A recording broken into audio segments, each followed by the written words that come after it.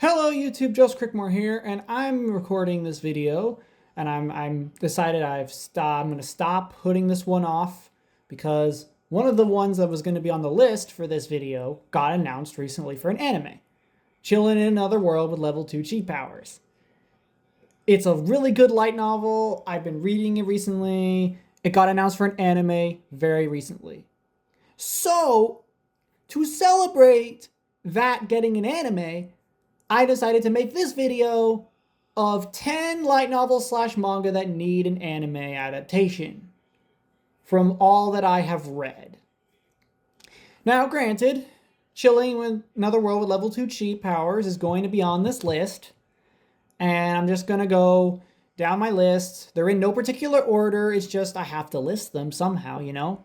Although, okay, there's a little bit of a reason why I'm doing it this way. There's 10, there's going to be 10, and it's going to go 10 to 1. 10 being the one I want adapted the least, and 1 being the one I want the most. Spoiler, level 2 cheat power is number 2.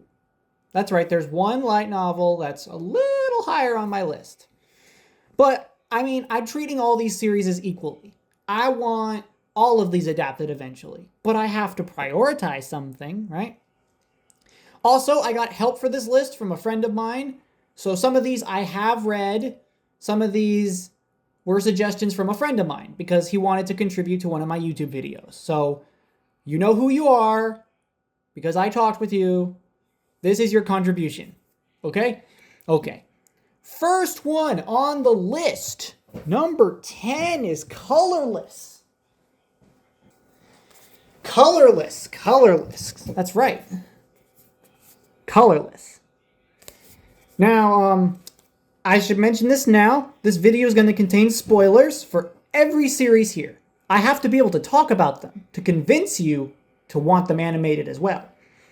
So, Colorless is very similar to No Guns Life. If you've read or watched No Guns Life, then this is very similar. Except this, let me just read the description. A stylish noir punk thriller set in a world stripped of both color and humanity. That's right. It's a manga that takes advantage of the fact that it's black and white. And I'm going to put up some panels where there's color in the book because color is important to this story.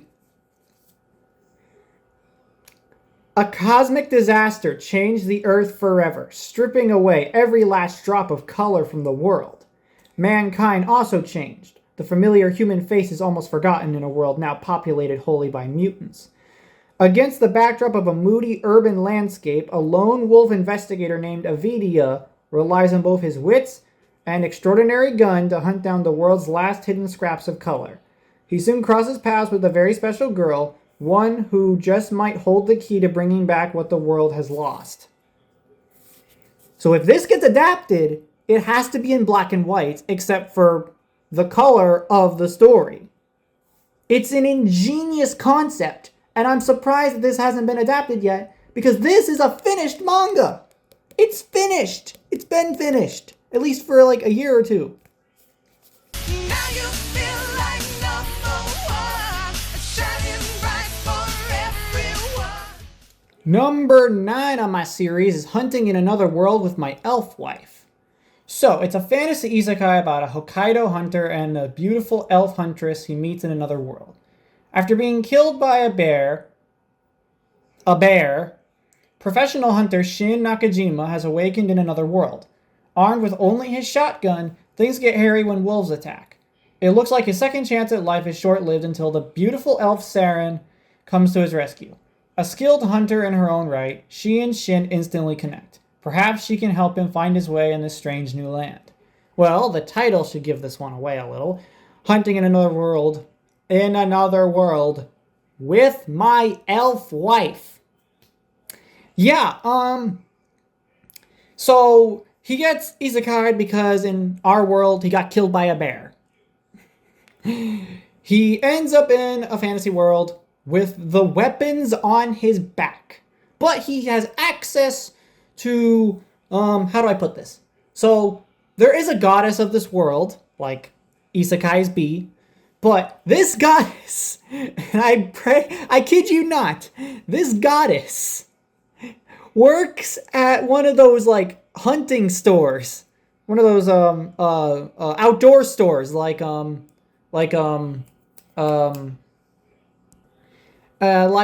Cabela's. That's right. The goddess of that world took a job at a Cabela's, a hunting store in our world, which is why when she gives Shin the ability with his money and he's enabled to get stuff from her, it's all stuff from that kind of store, which is also how he's able to get new guns and stuff. Also, the title of this one gives it away. The very first volume, he gets saved by Saren, and she takes him back to her village, and because of the whole, like, getting saved by her, and then he saved, on the way to their village, he saved some elf slaves, and so the village chief decided to marry the two of them, and they have to now, like, become good adventurers, hunters, to figure out who is trading elf slaves. And that's as much as I know at the moment because I am not caught up with it. But that is the premise. It's a very unique premise. And I'm sorry if most of these on my list are isekais, except for like a few exceptions. I'm sorry in advance. I love this genre, okay? The exception is the one I talked about before, Colorless. That one's more like No Guns Life, and I love it. There's at least 2 more on my list that are not isekais, so you just have to look out for them. Now you feel like number one, shining bright for everyone. Now then, we move on to number 8 on my list, Disciple of the Lich. This is one my friend recommended to me. I have not gotten around to it yet, so I will be taking his description of the series, and once again, I thank you for contributing to a YouTube video. Disciple of the Lich. It's similar to Moonlit Fantasy. If you know, you know. Normal guy gets abducted by God. God says he'll give him power, but he makes God mad because he wants to go home. Like any self-respecting person would if they were dragged off this planet to another one. But God is kind of pissed at him for saying all that to him and sent to the hardest dungeon in the world, almost dies, and is rescued by a lich. That's all I can say on the series because I have not read it. Although, hang on a minute. As I was saying, I'll just use the official descriptions. Disciple of the Lich. An isekai adventure about an ordinary boy taken under the wing of a mysterious undead girl. When Kambara Kanato is whisked away from his mundane life to a world of adventure, he inadvertently offends the all-powerful being who brought him there. As punishment, he is sent to the bottom of the most dangerous dungeon without a single special power or ability. He is sure that he is a goner until he meets a lich girl named Luna Ere, an undead powerhouse who hates humans but grudgingly decides to assist him all the same. With Luna Ere's help, Kanata becomes disciple of the Lich. So that's that. It's pretty standard fare. I can't speak much for it. It's a friend recommendation, so let's just move on. Now you feel like number one, shining bright for everyone. To number 7 on my list, Mythical Heroes Otherworld Chronicles. This is another one recommended to me by that same person, so I will only read the description and I'll leave it at that. Unexpectedly summoned to the world of Aletia from modern-day Japan, hero Ogoru soon discovers that isn't his first visit. As the legendary hero King Mars, he once ruled battlefields, conquered nations, and founded the continent-spanning Grantian Empire before giving up all memories of his hard-won glory to return home to his old life. Now he's back 1,000 years after he left, and his legacy is in peril. The Grantian Empire creaks under a warmonger's rule while ambitious royals squabble for power and foreign nations sharpen their swords. After a chance encounter with Princess Elizabeth von Grants draws him into a cutthroat struggle for imperial succession, hero must don the mantle of the war god once more. Can he live up to his own legend now that Aletia needs him again? Sounds really promising. Really good. Can't say much else for it, unfortunately. Now you feel like number one, shining bright for everyone. The next one on my list, number 6, is I'm the Evil Overlord of an Intergalactic Empire. Recommended by that friend. I know. I'll be reading the description. In his last life, Liam lived as a moral, responsible person, but died deep in debt and betrayed by his wife. Reborn into the ruling family of a vast interstellar empire, Liam knows that life is divided between the downtrodden and the ones who do the stomping. So this time, he's going to take what he wants and live for himself. But somehow, things refuse to work out that way. Despite doing his best to become a tyrant, Liam's decisions lead to nothing but peace and prosperity for the empire under his rule, and he just gets more and more popular. Okay. I've heard a little bit about this series, actually. It sounds hilarious.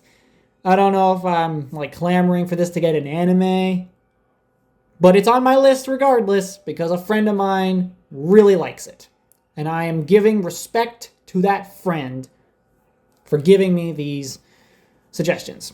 Now you feel like number one, shining bright for everyone. The next one on my list, number 5. I kept pressing the 100 million year button and came out on top. The unbeatable... Oh, rejects. Okay. I kept pressing the 100 million year button and came out on top. Yes. Okay. I should mention this. This is another one on this list that is not an isekai. I repeat, not an isekai. It's just a fantasy story. Alan Rodel is on the verge of flunking out of Grand Swordcraft Academy due to his total lack of talent. And his life goes from bad to worse when the class prodigy challenges him to a duel where it's win or be expelled. However, the night before his hopeless bout, a mysterious hermit grants Alan a button that, when pressed, will give him 100 million years to train in an alternate reality. That's why the title is what it is. Alan not only gladly accepts the offer, but also goes back for seconds, thirds, and even tenths. Yeah, he pressed the 100 million year button 10 times, people. With over 1 billion straight years of practice under his belt, the world is about to see what the reject swordsman can really do. Yes, I have read one light novel of this story. I've maybe caught up with the manga translations. This is a good story. It's about a guy who only had... It's basically the hypothetical, if you had infinite amount of time to train, could you beat people with raw talent?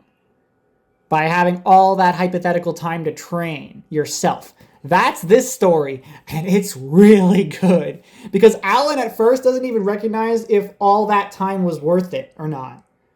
Until things happen. He gets scouted. He gets scouted to another academy, a higher prestige one. The headmaster of that school also sees that he entered a tournament to win some money. And he does it really easily. He also meets... one of the 2 heroines of the story. Forgot her name. Then there's the whole copy and paste of Chivalry of a Failed Knight, where walks in on another girl, and they have a duel, and she agrees to the terms because she lost to him. And you know what?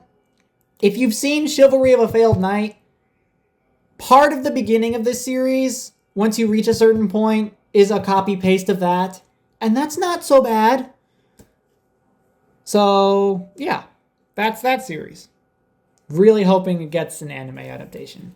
Now you feel like number one, shining bright for everyone. Next one on my list, number 4, is Dungeon Builder. The Demon King's Labyrinth is a modern city. To build a new utopia. In a world where demon lords build dungeons and devour human emotions, one rookie demon lord, Procel, has a new idea. Procel seeks to build a revolutionary new dungeon where humans and monsters can coexist. But first, Procel must defeat the Wind Demon Lord. Yeah, that's just for the sake of the volume. That last sentence. It's barely an isekai. This one is considered barely an isekai. Like, Procel is technically summoned from Earth because of his knowledge of submachine guns. But he doesn't remember his past life. He only vaguely remembers the guns. Unless there's a part later in the story where that changes. I don't know. I've only read the beginning of it. It's barely an isekai. And it's a cool idea. Can't say much else about it because I don't want to give too much else away. You know? He's told by the one who mentors him for like the beginning about the whole like you can use metals to create literal servants for yourself, and he starts going to work with making his dungeon. So there's that one. Now you feel like number one, shining bright for everyone. Next is number 3, Hell Mode. You heard me right. It's called Hell Mode. Let me just, yeah, it's just called that. Okay. This is another one my friend recommended to me, but unlike the others, I have actually heard of this one before. Hell Mode. Level up even while offline? That's not a game on easy mode. That's just an AFK game. The online game Yamada Kenichi had been playing religiously is shutting down its servers, leaving him with a void in his heart. That'll be me if Azure Lane ever gets shut down. Please don't. Oh, by the way, side note, if you want me to go back to my old Azure Lane videos, because I haven't made any more of those in a long time, let me know. And I will make the next part of my elites and SR polls. Anywho, he looks for a new game to fill it, but everything he finds is way too easy. The kind of game he likes, the kind punishing enough to make players want to spend thousands of hours on it, just isn't around anymore. What's this? You are invited to a game that will never end. Kenichi stumbles upon an untitled game, one promising incomparable challenge with unprecedented potential. Without hesitation, he selects the Hell Mode difficulty. Lo and behold, he finds himself reincarnated in another world as a serf. Now called Alan, he sets out to unlock the secrets of this mystery-laden summoner class without the convenience of walkthroughs, game guides, or online forums. He must grope his way to the top of his new world. Just from reading this, it's piqued my interest, to say the least. It's already on my reading list anyway. But this is... It's amazing. Can't say much else on it, because I have not read it yet. I'm going to. Now you feel like number one, shining bright for everyone.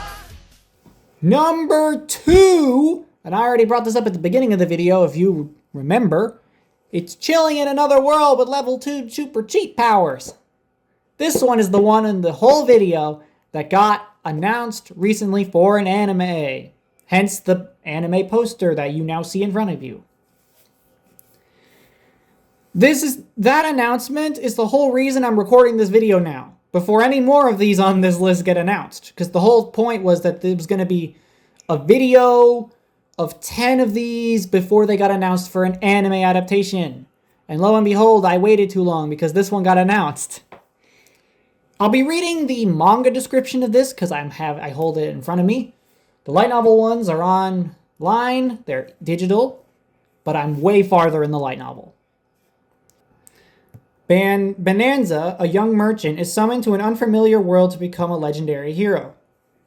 He's summoned from a fantasy world to another fantasy world. I think I should point that out right at the beginning. It's an isekai, but from fantasy A to fantasy B. Okay? No Japan. No Earth. Okay? Okay. Maybe that'll draw people's attention. But his unimpressive stats disqualify him, and Bonanza isn't sent home, but exiled to the edge of a monster-filled forest. Fortune takes a turn when his first battle bumps him to level 2, and his previously NPC grade stats leap to infinity. Yeah, all of the blessings of the gods were hidden behind a level up. He was really bad at level 1. Level 2, all his stats are infinite. And the funny thing about the story, when he first sees that, he doesn't know what infinity is. He doesn't know what the symbol is. So he assumes that all magic he does from that point forward is the standard because that's what he's doing, but his stats are infinite. No one's told him yet that he has all this power. It's funny. I love things like that. He's unaware of his power simply because of how much he has. I don't even think he finds out later in the light novel from what I've read. I'm pretty sure they all just treat him like the exception because of how overpowered he is. Bonanza is determined to live a normal life despite his god level power, but his world is turned upside down yet again when he meets Fenris, a fair maiden who happens to be a fiendish demon. Well, have you seen the poster? She's a lupine wolf demon, if you've seen the trailer. Yes. She's a lupine wolf demon. She challenged him to a battle simply because he was near her. She's a part of the Dark Army, and she was a soldier, and she was, on the front line. She encountered him and fought him and lost. And you know what she wanted? She wanted to stay by his side forever, even though he rejected it at first. So she was going to kill herself. So then he stopped her from suicide. And he comes up with the brilliant idea that they should get married, and she agrees instantly. For the rest of the story, she goes by Riz, which is a shortened form of Fenris. Just Riz. And she's the loving wife character of the series. She is so amazing. I hope they adapt it properly. It is so worth it. I'm glad this got announced for an adaptation. But there is one more on this list that I would prefer over this more. Just a tiny bit more to get an anime adaptation. I'm happy it's getting an anime, don't get me wrong. But there's one more on this list. One more that rivals all of the ones on this list. This is the one that I will flip out in excitement, sheer joy when this gets announced for an anime. And it is Now you feel like number one, shining bright for everyone. Backstabbed in a Backwater dungeon. My trusted companions tried to kill me, but thanks to the gift of an unlimited gacha, I got level 9,999 friends, and I'm out for revenge on my former party members and the world. For short, I refer to it as Backstabbed in a Backwater dungeon. Other people just say infinite gacha, unlimited gacha, same thing. This is an amazing story. I found this one by accident. I love it. It's a fantasy story, not an isekai. Okay? It's just a fantasy story. And I've been reading the light novels. It's so good. Now, I bet you're all wondering, what about this story is so good that it's number one? I'll tell you. A kid named Light is the only human member of an adventuring party known as the Concord of the Tribes. But humans are by far the weakest of the races. When his comrades abandon him to the lowest levels of the dungeon, Light resorts to the gift of an infinite gacha to create... I hate how the manga put this here. A harem of level 9,999 allies. With his new and sexy... Oh my god. This is misleading. With his new and sexy friends, Light can escape the dungeon and more importantly take revenge on the Concord of the Tribes and perhaps even break the entire world. Okay. Putting aside the misleading description by the manga version, they're not a harem. The only one of the four that even wants to have Light's child at all is Ellie, the one with the big witch hat. Like Nazuna, okay, the four that are the level 9,999, you have May, who's a maid. You have Ellie, who's the witch, really good with magic, also kind of wants Light's child. Let's not just glance over that. Aoyuki, who's a beast tamer and mostly speaks like a cat, just saying meow, but she can talk. She can talk. And Nazuna, who is treated as the little kid of the entire labyrinth that he runs, and she's kind of dumb. I'm going to put a panel of the manga on the screen of how dumb she is, and it's so funny. I'm glad the manga kept it. Oh, it's so funny. Also, humans are the ones with the gifts, so that's why Light was in the party to see if he was a master, because only human beings can become masters, and they have gifts. The other races of this world don't have gifts, but they have their innate abilities of being higher level. And so Light compensates for its lack of magic with his gacha, because his gacha is actually really good, and it can do things from like summoning people, like his allies, items, magic attacks, creatures, you name it. It's amazing. And it subverts so many fantasy tropes. It is so good. Also, it's the only story I've ever read where humans are on the opposite side of the spectrum with the other fantasy races. How often have you read a fantasy story where humans are the ones suppressing other races and illegal slave trading, or just abusive or cruel to other races, because that's how they feel in those other shows? Skeleton Knight in Another World is a very good example of that. This is the opposite. There are, I think, 9 races in this world, and they all look down on humans equally. They all despise them and hate them just because their level is lower, and they treat them like garbage. Light starts his quest for revenge, and mind you, he doesn't falter from his quest. He gets revenge. He's starting to get his revenge on the party members. He's not taking them lightly. He's not letting them talk him out of it. He's not letting them beg. He's not letting them try to get away with what they did by sucking up to him. No.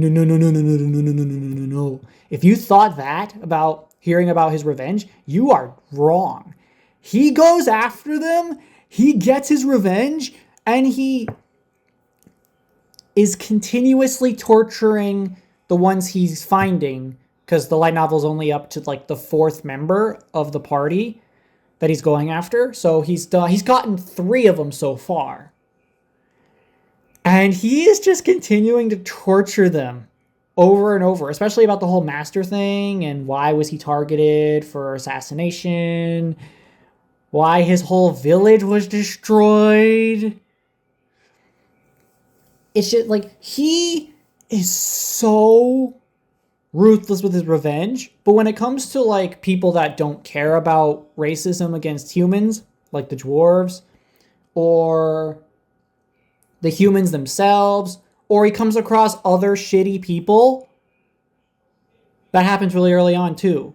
He runs into an elf and a dark elf that are running from the law because they're criminals, and they do some harm to a human adventuring party that Light and his companions had made allies with. And he goes after them hard because they targeted humans, and they're serial killers actually, basically, and taking humans also for experiments and stuff. He gets them too. They weren't targets for his revenge, but he took care of them and eliminated them simply because they were a threat to humans. I know. I could keep going on and on about this series. It's just so good. You need to pick up this manga. You need to read the light novels because they're digital. You can buy them on Amazon. It is so good. And the day this gets an anime adaptation announcement, you are going to see a video on my channel reacting to that news. And I'm going to be so happy. Anywho, Now you feel like number one, shining bright for everyone. That's the video. 10 manga / light novels that need an anime adaptation. It's technically 9 because one of them is getting an anime. Hope you enjoyed this video. I already have a part 2 lined up if this does well. Who am I kidding? I'm going to make it anyway. Thank you all so much for watching, and if you like to hit the like button, subscribe, share the video with a friend, and I will see you all in the next video.